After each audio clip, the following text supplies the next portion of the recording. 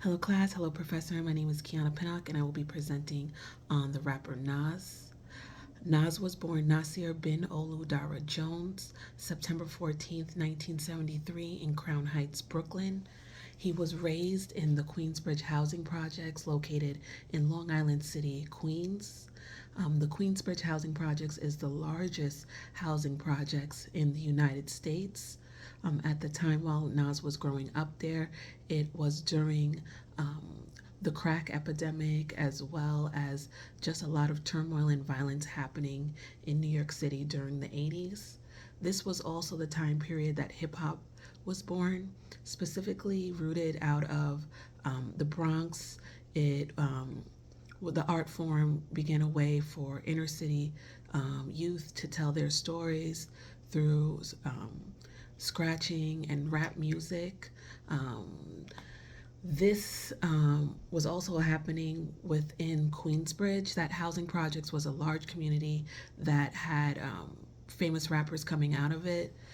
Nas would be introduced to hip hop by his friend Ill Will, who he often references in his music, due to the killing of Ill Will prior to Nas signing his first record label contract. And it was Ill Will and that really pushed him forward to making hip hop music.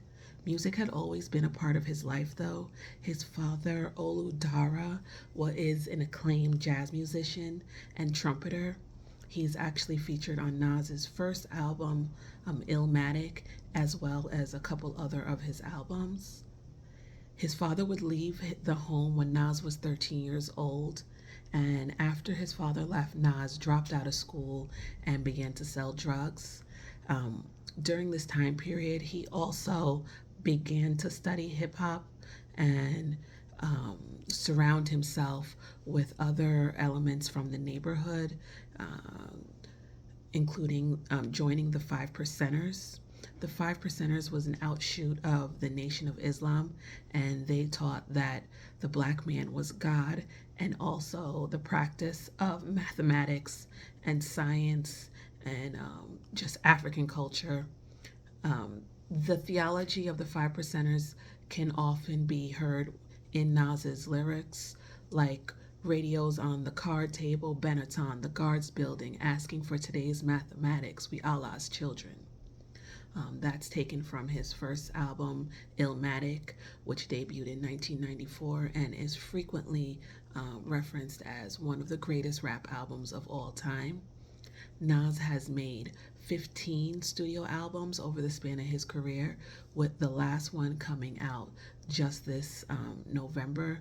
That album, King's Disease, Volume 3.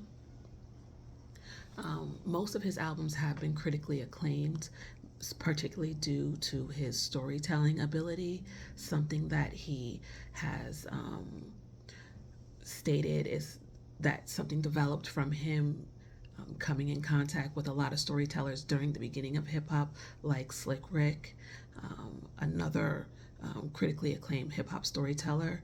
This has been his style, Nas's style, throughout all of his career. Um, but it is not the only thing that he's known for. Nas makes music of variety of genres within hip hop. He makes party music. He makes some diss records, which he's actually also well known for. His career has been one where he hasn't focused on mainstream support, but really just pursuing the craft. And that beef record that he put out, Ether, that was directed at Jay-Z, is one that has gone down as one of the greatest diss tracks ever. Um, and he has also used his music to shine on the realities of life in the inner cities. A track from an older album, I Can, was a massive hit and features a children's choir repeating after him, I know I can be what I want to be. If I work hard at it, I can be what I want to be. And this song lays out the dangers of drugs and what can happen to a bright future once those drugs are abused. It also warns the kids of the flashes of nightlife and fast life, instructing them to focus on their education rather than follow the limelight.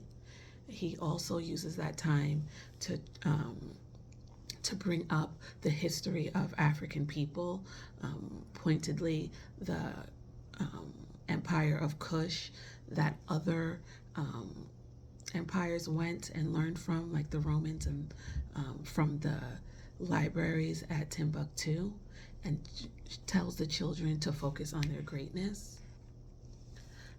As stated before, his latest album, The King's Disease 3, came out just this past November. And now, as an elder statement, he covers everything in that album from the current state of hip hop, the Black experience in America today, and also goes back and highlights his neighborhood of Queensbridge, where he first learned about his hip hop and forever changed his life. Thank you. Have a good one.